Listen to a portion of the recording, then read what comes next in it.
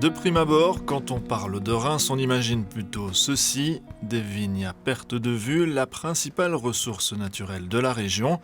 Pourtant, à quelques kilomètres se trouve le parc naturel régional de la montagne de Reims, avec ses forêts de feuillus et ses exploitants forestiers.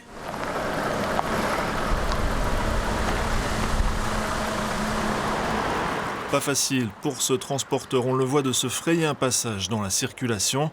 Et pourtant, l'accès a été entièrement revu pour faciliter la manœuvre. Un travail supervisé par le Centre régional de la propriété forestière du Grand Est. Après analyse, l'ancien accès situé en plein virage a été abandonné.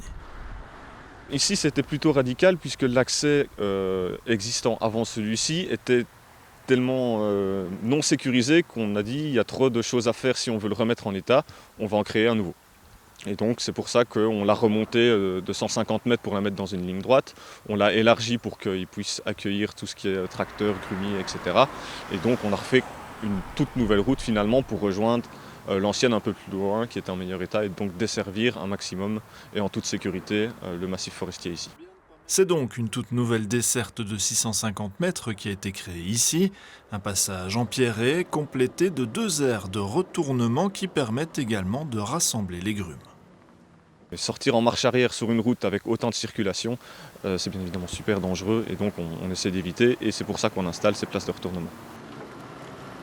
D'autres aires de chargement en bord de route cette fois ont également été créées. Elles s'inspirent d'aménagements devenus obligatoires dans le milieu agricole pour la culture de la betterave. Au cœur de la forêt, les aménagements sont un peu plus conséquents. Pour sécuriser cet accès, il a fallu débloquer 80 000 €. 60% de la somme a été subsidiée.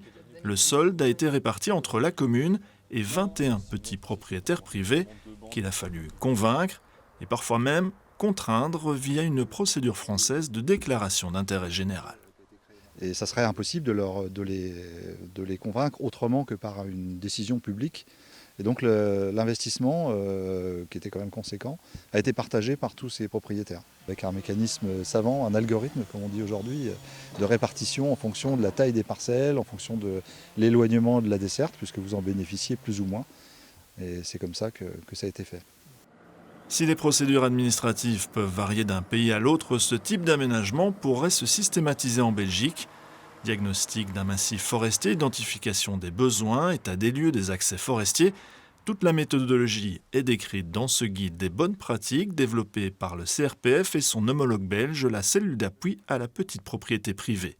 On y retrouve des propositions d'aménagement, parfois très faciles à mettre en œuvre. Ça peut être juste régler la hauteur d'un panneau pour que ça ne gêne pas la vue du conducteur, placer un miroir pour que le chauffeur ait la vision sur ce qui arrive et inversement que les conducteurs puissent voir ce qui sort de la forêt.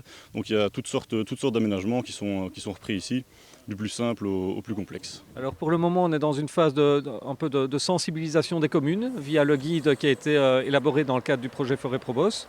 On a déjà eu certains contacts avec des communes où on a essayé un peu de caractériser les accès, notamment sur la commune de Palliseul.